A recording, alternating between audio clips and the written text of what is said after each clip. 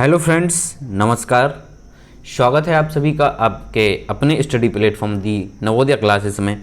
और आज मैं आपके बीच आया हूँ हमारा जो ALP का एग्ज़ाम होने वाला है उसके लिए दूसरा प्रैक्टिस सेट लेगा, ठीक है, सेकंड प्रैक्टिस सेट। तो आज के इस प्रैक्टिस सेट में काफ़ी अच्छे क्वेश्चंस लिए गए हैं। तो आप लोगों से रिक्वेस्ट है कि आप लोग वीडियो को पूरा ज़रूर देखें, ठीक है, वीडियो को पूरा अवश्य देखें। और यदि चैनल पर नए हैं तो चैनल को सब्सक्राइब करना ना भूलें, ठीक है। काफ़ी मेहनत लगती है मित्र, आप लोग सब्सक्राइब करते हैं तो काफ़ी अच्छा लगता है, ठीक, हमें मोटिवेशन मिलता है। तो आप लोग चैनल को सब्सक्राइब ज़रूर कर लें और यदि वीडियो अच्छी लगती है तो वीडियो को लाइक और अपने दोस्तों में शेयर भी करें। चलिए शुरू करते हैं और लेते हैं हम लोग आज का पहला प्रश्न। पहला प्रश्न है कि भूकंप की तीव्रता मापने के लिए कौन से यंत्र का प्रयोग होता है। Option A barograph, option B hydrograph, C pentagraph और डी सीस्मोग्राफ। तो दोस्त, जो भूकंप की तीव्रता मापने वाला यंत्र होता है वो होता है, यहाँ पे हमारा राइट आंसर हो जाएगा डी। क्या होगा राइट आंसर? D seismograph. क्या होगा? सीस्मोग्राफ, ठीक। और जो बैरोग्राफ होता है, बैरोग्राफ से हम लोग मापते हैं क्या?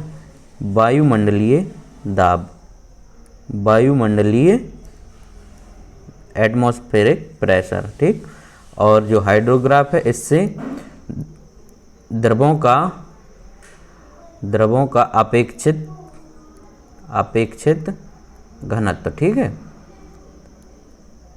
चलिए, तो भूकंप की जो तीव्रता मापते हैं वो सीस्मोग्राफ से मापते हैं। नेक्स्ट, फिर है क्वेश्चन की ध्वनि की तीव्रता मापने के लिए कौन सा यंत्र प्रयुक्त होता है। ये कह रहा है ध्वनि की तीव्रता मापने के लिए। ऑप्शन ए है कि सोनोमीटर, बी एमीटर और सी ऑडियोमीटर और डी उपरोक्त में से कोई नहीं, ठीक। तो जो ध्वनि की तीव्रता मापी जाती है यहाँ पर राइट आंसर हो जाएगा हमारा सी ऑडियोमीटर से, ठीक है। राइट आंसर क्या हो जाएगा? सी ऑडियोमीटर।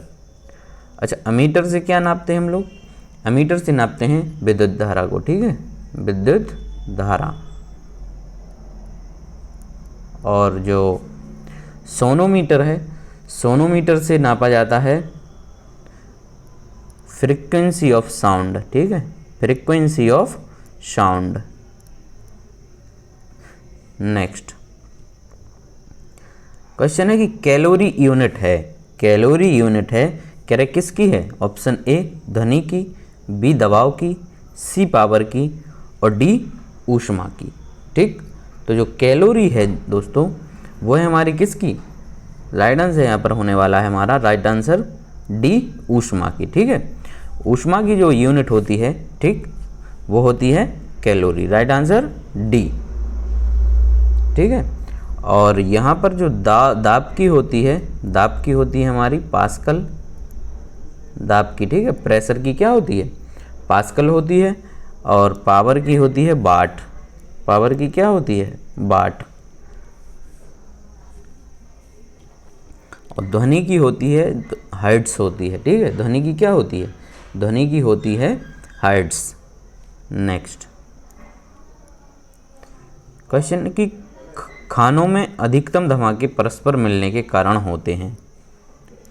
किस चीज़ के मिलने के कारण होते हैं? ऑप्शन ए है कि ऑक्सीजन के साथ हाइड्रोजन, बी है एस्टिलीन के साथ ऑक्सीजन और सी हवा के साथ मीथेन और डी उपरोक्त में से कोई नहीं। तो दोस्तों, जो खानों में धमाके होते हैं तो हवा के साथ मीथेन के मिलने से होते हैं। राइट आंसर क्या होगा? सी, हवा के साथ मीथेन के मिलने से, ठीक है। राइट आंसर क्या हो रहा? सी। चलिए नेक्स्ट है, निम्नलिखित में से किसका प्रयोग मृदा सुधारक के रूप में होता है, ठीक। मृदा सुधारक के रूप में option A gypsum, B urea, C calcium और डी रॉक फॉस्फेट। तो दोस्तों, जो मृदा सुधारक के रूप में हम लोग यहाँ प्रयोग करते हैं वो करते हैं किसका? जिप्सम का। राइट आंसर क्या हो जाएगा? ए, जिप्सम का करते हैं, ठीक है। राइट आंसर ए, मृदा सुधारक के रूप में जिप्सम का प्रयोग करते हैं। ठीक है। और यूरिया में क्या होता है, यूरिया जो होता है वो एक नाइट्रोजन का उर्वरक होता है हमारा। ठीक है। इसमें कितना, यूरिया में 46% नाइट्रोजन पाई जाती है। 46% क्या पाई जाती है, नाइट्रोजन। ठीक है। और जो कैल्शियम का प्रयोग होता है ये होता है हमारा पेट्रोलियम से सल्फेट को हटाने के लिए, पेट्रोलियम से सल्फेट को हटाने के लिए। ठीक। चलिए नेक्स्ट है, मल्टीमीटर क्या माप सकता है।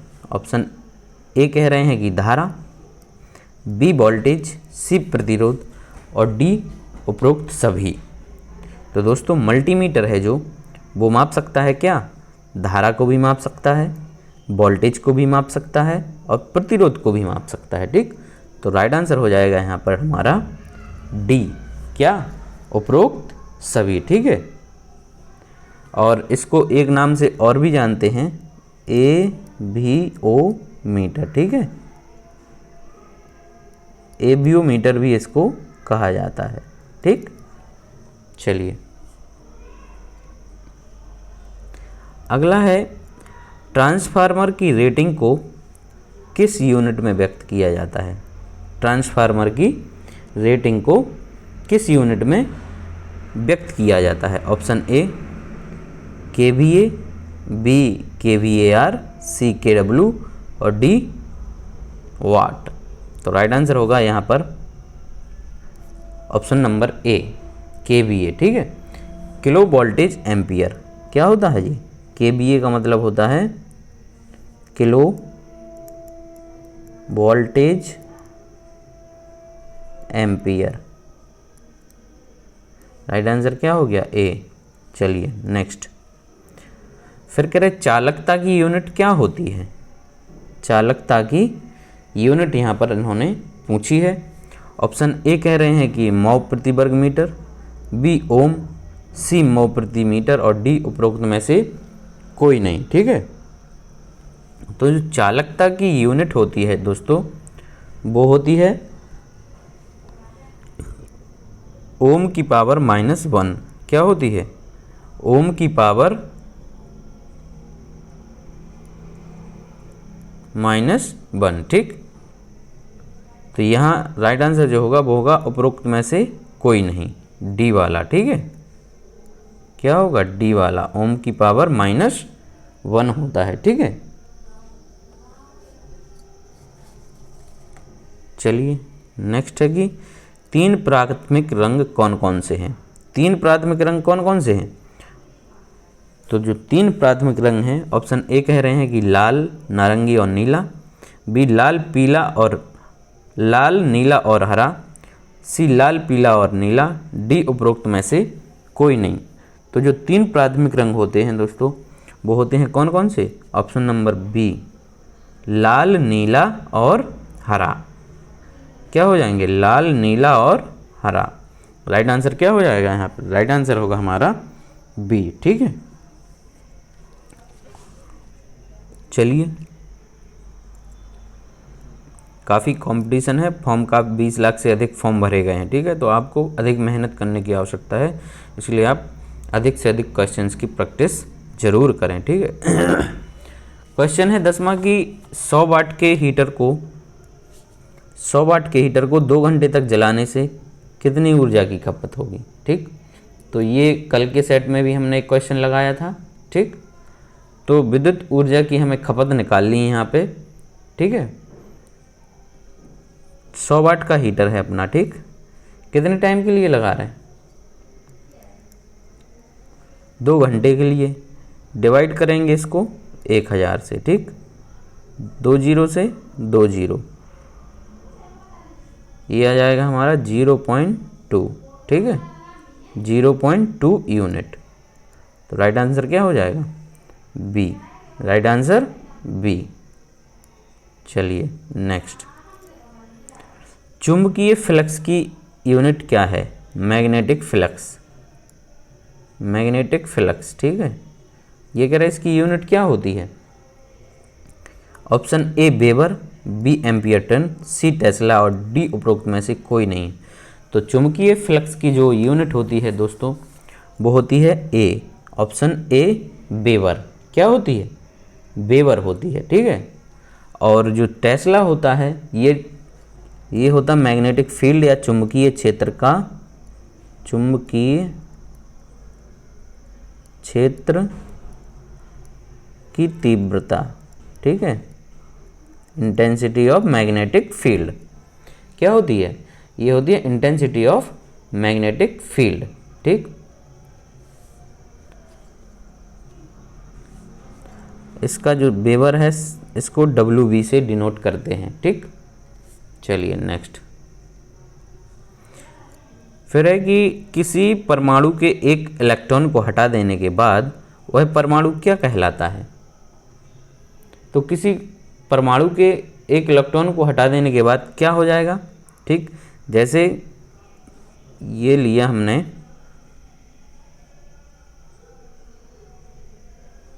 ठीक है, ये पहली सेल में होते हैं। मान लीजिए हमने लिया लिथियम ही ले लिया, ठीक है, लिथियम ले लिया।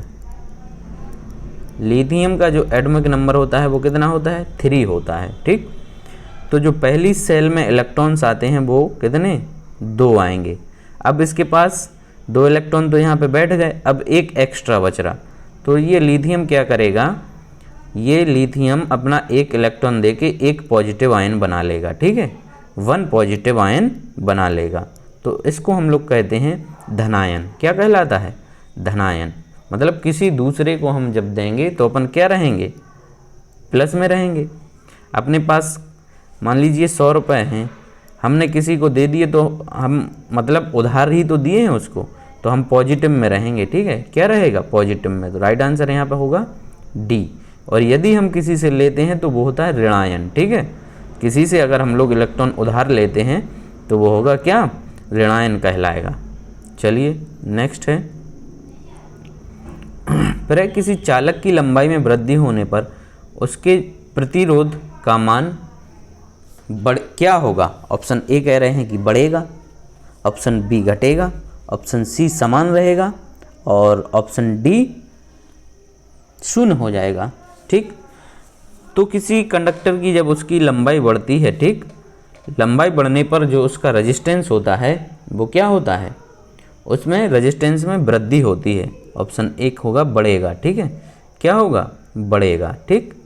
तो हमारा रेजिस्टेंस होता है R is equal to, resistance क्या होता है? R is equal to rho into 1/A, ठीक है, 1/A। जहाँ पे A जो हमारा क्या है? एरिया है, ठीक है। ये क्या है? ये एरिया है, ठीक। और सॉरी L/A, ये जो L होता है वो लेंथ होती है यहाँ पर, ठीक, लेंथ। मतलब कि लेंथ बढ़ने पर, ठीक, ये डायरेक्टली प्रोपोर्शनल हो गया। अगर लेंथ बढ़ेगी तो रेजिस्टेंस क्या होगा? बढ़ेगा। लेंथ बढ़ेगी तो रेजिस्टेंस बढ़ेगा। और यदि एरिया बढ़ेगा तो रेजिस्टेंस क्या होगा? वो घटेगा। और ये जो रो का साइन है ये है रेजिस्टिविटी का कांस्टेंट है। ये क्या है? रेजिस्टिविटी का कांस्टेंट।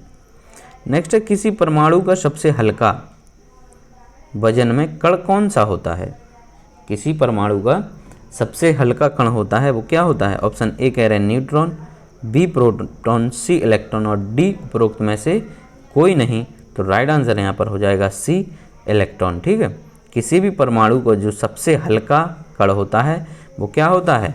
इलेक्ट्रॉन। नेक्स्ट है, टेलीग्राफी का आविष्कार करने वाले कौन थे? टेलीग्राफी का आविष्कार option A Morse, B Dupleix, C Newton और डी लाप्लास, ठीक। तो जो टेलीग्राफी कोड है उसका जो आविष्कार किया था वो थे कौन से? Option number A Morse. Morse साहब ने टेलीग्राफी का आविष्कार किया था, ठीक है। मोर्स साहब ने किसका किया था? मोर्स साहब ने किया था टेलीग्राफी का आविष्कार, ठीक है। न्यूटन ने दिया था गुरुत्वाकर्षण के नियम दिए थे न्यूटन ने, ठीक। और लाप्लास जो है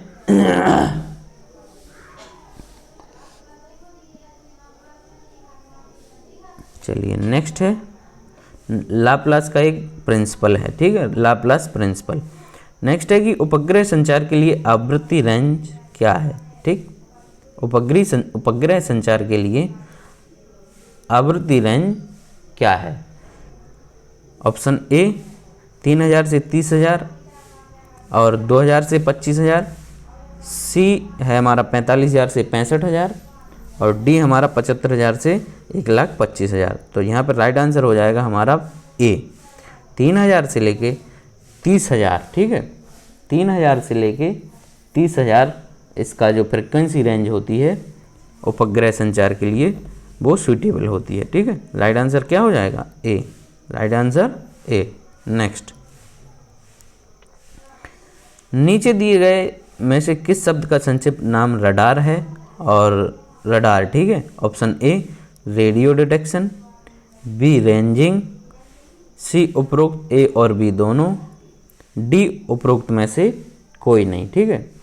तो जो यहाँ पर राइट आंसर होने वाला है वो है हमारा ए और बी दोनों। राइट आंसर हो जाएगा सी, ए और बी दोनों, ठीक है, सी हो जाएगा ए और बी दोनों, क्योंकि जो रडार होता है उसको रेडियो डिटेक्शन तथा रेंजिंग को सम्मिलित रूप से रडार कहा जाता है, ठीक है, सम्मिलित रूप से रडार कहा जाता है, रेडियो तथा रेंजिंग। चलिए नेक्स्ट है कि विद्युत रोधी नीचे दिए गए में से किस पदार्थ के बने होते हैं, ठीक। इंसुलेटर किस चीज़ के बने होते हैं? ऑप्शन ए कह रहा है ग्लास, बी पोर्सिलेन, सी आरसीसी और डी है हमारा कैडमियम। तो यहाँ पर जो इंसुलेटर बने होते हैं विद्युत रोधी, वो बने होते हैं काय के? ऑप्शन नंबर ए ग्लास या कांच के बने होते हैं, ठीक है, कांच के बने होते हैं, ठीक। अब राइट आंसर होगा ऑप्शन नंबर ए। नेक्स्ट, फिर है क्वेश्चन, यदि 120 वोल्ट एसी परिपथ का प्रतिरोध 40 ओम है तो परिपथ की औसत शक्ति होगी। परिपथ की क्या कह रहे हैं? औसत शक्ति हमें बताना है, ठीक। तो हमारा 120 वोल्ट एसी करंट कितना दिया है? 120 volt, A is equal A B कितना दिया है? 120 वोल्ट, ठीक। और जो रेजिस्टेंस दिया है आर दिया है हमारा, वो कितना दिया है? 40 ओम, ठीक, 40 ओम यहाँ पर दिया है। हमें बताना है इसकी औसत शक्ति बतानी है, ठीक है। क्या बतानी है? औसत शक्ति। तो हम पहले निकालेंगे इसमें करंट, ठीक है, आई निकालेंगे। तो आई इज इक्वल टू क्या होता है? आई इज इक्वल टू होता है वी अपॉन आर, ठीक है। वी दिया है हमारा यहाँ पे वोल्टेज 120 अपॉन आर दिया है 40, 4 दिया 12 तो हमारा जो करंट निकल के आया वो हो गया 3, ठीक। अब हमें निकालनी है पावर, ठीक। तो पावर क्या होती है? Voltage into current. पावर होती है वोल्टेज इंटू करंट। तो वोल्टेज हमारा 120 और करंट निकल के आया है, आई की वैल्यू आई है 3, तो ये हो जाएगा 360 वाट। क्या हो जाएगा? 360 वाट। राइट आंसर होगा बी। क्या होगा? राइट आंसर हो जाएगा वी हमारा 360 वाट। चलिए नेक्स्ट 20वां क्वेश्चन है कि नीचे दिए गए परिपथ में वोल्टमीटर 2 का रीडिंग क्या होगा? वोल्टमीटर 2 की रीडिंग बताना है हमें। ये लगा यहाँ पे वोल्टमीटर 2, इसकी रीडिंग क्या होगी? तो V इज इक्वल टू होता I R. V is equal to क्या होता है? I R. करंट कितना बह रहा? 1 एम्पियर का यहाँ पे, ठीक है। रेजिस्टेंस कितना लगा है? 200 ओम का। तो V इज इक्वल टू ये V2 हो गया, V2 निकालेंगे I1 और ये हुआ है 200 हमारा रेजिस्टेंस, तो V2 की वैल्यू आएगी 200 वोल्ट। कितनी आएगी? 200 वोल्ट। ऑप्शन ए सही हो जाएगा हमारा। राइट आंसर क्या होगा? ऑप्शन नंबर ए। चलिए फिर है कि अंतर्राष्ट्रीय महिला दिवस किस दिन मनाया जाता है? अंतर्राष्ट्रीय महिला दिवस किस दिन मनाया जाता है? ऑप्शन ए 18 अप्रैल, बी 27 सितंबर, डी 8 अक्टूबर, सी 8 अक्टूबर और डी 8 मार्च। तो जो अंतर्राष्ट्रीय महिला दिवस है साथियों, वो मनाया जाता है डी 8 मार्च को। कब मनाया जाता है? 8 मार्च को, ठीक है। और 27 सितंबर को मनाया जाता है विश्व पर्यटन दिवस। विश्व पर्यटन दिवस, ठीक है। और 8 अक्टूबर को मनाया जाता है भारतीय वायुसेना दिवस। भारतीय वायुसेना दिवस। चलिए नेक्स्ट है, सभी खास वायुमंडलीय क्रियाएं जिनसे मौसम की अवस्थाएं बदलती हैं होती हैं। ये कह रहे कहाँ होती हैं? ऑप्शन ए कह रहे ट्रोपोस्फियर में, बी आयनोस्फीयर में, सी एक्सोस्फीयर में और डी स्ट्रेटोस्फीयर में, ठीक। तो जितनी भी जो वायुमंडलीय घटनाएं होती हैं या क्रियाएं होती हैं वो सभी होती हैं किस में? ये होती हैं ट्रोपोस्फियर में। राइट आंसर हो जाएगा हमारा यहाँ पे ऑप्शन नंबर ए ट्रोपोस्फियर में, ठीक है। और जो ट्रोपोस्फियर होता है ये होता है जो हमारी एटमॉस्फेयर की सबसे नीचे वाली परत होती है, ठीक है। सबसे नीचे वाली परत, जैसे हम लोग हिंदी में कहते हैं क्षोभ मंडल। क्या कहते हैं? क्षोभ मंडल, जिसकी रेंज होती है 8 किलोमीटर, ठीक है। 8 किलोमीटर होती है ये। उस पर क्या बोलते, पोल्स पे, ठीक है। पोल्स पे होती है इसकी 8 किलोमीटर और इक्वेटर पे होती है 18 किलोमीटर, ठीक है। इक्वेटर पे कितनी? 18 किलोमीटर। तो सारी जो मौसमी क्रियाएं होती हैं, ठीक है, जितनी भी मौसमी क्रियाएं हैं वो किस में होती हैं? क्षोभ मंडल में होती हैं, ठीक।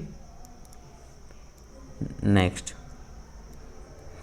फिर है कि नीम के पेड़ ने औद्योगिक गुणवत्ता हासिल की है।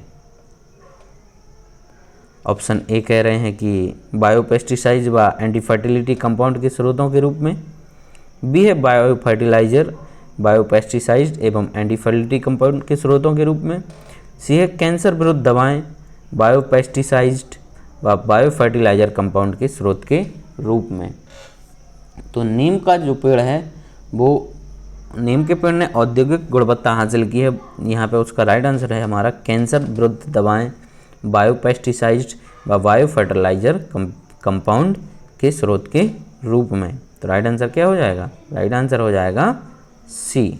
चलिए नेक्स्ट, डायोड से धारा कितनी दशाओं में बहती है? डायोड से धारा कितनी दशाओं में बहती है? ऑप्शन ए एक दिशा में, बी दोनों दिशा में, सी डायोड से धारा प्रवाहित नहीं होती है और डी उपर्युक्त में से कोई नहीं है, ठीक है। तो दोस्तों राइट आंसर होगा यहाँ पे डायोड से जो धारा है वो एक ही दिशा में बहती है, ठीक। डायोड से एक ही दिशा में बहती है, ठीक। डायोड होता क्या है? डायोड में 2 इलेक्ट्रोड होते हैं। क्या होते हैं? 2 इलेक्ट्रोड होते हैं, ठीक। एक एनोड, ठीक, एक एनोड और दूसरा कैथोड। एनोड और कैथोड, ठीक। अच्छा, डायोड जो बनाया गया वो किसके द्वारा बनाया गया? डायोड 1904 में जे.ए. फ्लेमिंग के द्वारा बनाया गया था। जे.ए. फ्लेमिंग के द्वारा।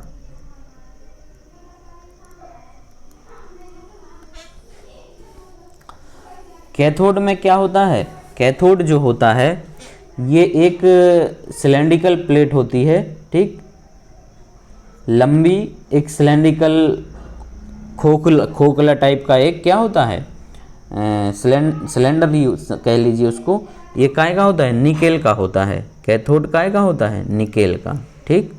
और जो एनोड होता है हमारा, एनोड ये कैथोड के चारों तरफ एक सिलेंड्रिकल प्लेट होती है। क्या होती है, सिलेंड्रिकल प्लेट होती है कैथोड, ठीक है। ये भी काय का बना होता है, निकेल का बना होता है, ठीक। और इसका डायोड का प्रयोग क्या है, डायोड का उपयोग होता है रेक्टिफायर में, ठीक है। ये एक रेक्टिफायर है, क्या है, रेक्टिफायर है, ठीक। चलिए नेक्स्ट है, विद्युत ऊर्जा व्यक्त की जाती है, विद्युत ऊर्जा व्यक्त की जाती है निम्नलिखित के द्वारा, ठीक है। ऑप्शन ए कह रहे हैं कि धारा स्क्वायर इंटू प्रतिरोध, बी है वोल्टता इंटू धारा इंटू शक्ति गुणांक, और सी है शक्ति इंटू समय, और डी है हमारा वोल्टता इंटू धारा। तो जो विद्युत ऊर्जा होती है वो होती है पावर इंटू टाइम, ठीक है, शक्ति गुणे समय। राइट आंसर हो जाएगा क्या, सी। विद्युत धारा क्या होती है, शक्ति इंटू समय। चलिए नेक्स्ट, ये आ गया एक क्वेश्चन। क्वेश्चन है, एक 2 एम प्रतिरोध में कोई धारा नहीं है, ठीक है। 2 एम प्रतिरोध में कोई धारा नहीं है, तो निम्नलिखित परिपथ का समतुल्य प्रतिरोध बताइए, ठीक। इसका हमें रेजिस्टेंस बताना है, ठीक। तो कैसे निकालेंगे रेजिस्टेंस, इसका रेजिस्टेंस हम निकालेंगे,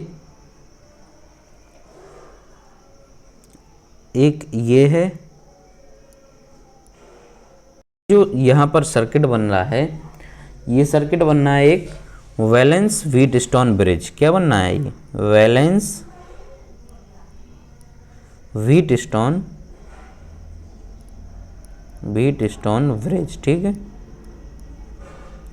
तो यहाँ पर जो रेजिस्टेंस होगा हमारा, ठीक, ये 1 ओम का लगा, यहाँ पर ये 1 ओम का लगा है, तो 10 इंटू 10 अपॉन 10 प्लस 10, ठीक, प्लस नीचे भी 1 ओम का लगा है और एक ये भी 10 ओम का लगा है, इसमें कोई करंट नहीं है, तो 10 इंटू 10 अपॉन 10 प्लस 10, ये बन जाएगा हमारा 100 अपॉन 20 प्लस 100 अपॉन 20। इसको काटेंगे तो ये 5 टाइम कटेगा, यानी 5 प्लस 5 बराबर 10 ओम, ठीक है। क्या आ जाएगा, तो यहाँ पे हमारा जो राइट आंसर हो जाएगा वो होगा डी, 10 ओम इसकी वैल्यू निकल के आएगी।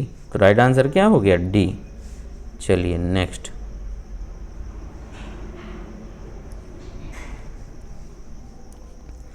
फिर है क्वेश्चन की, किसी द्रव के क्वथनांक का तापमान, किसी भी द्रव के क्वथनांक का तापमान, ऑप्शन ए है दबाव बढ़ने पर घटता है, दबाव बढ़ने पर बढ़ता है, यथावत रहेगा, यह द्रव पर निर्भर करता है, ठीक है।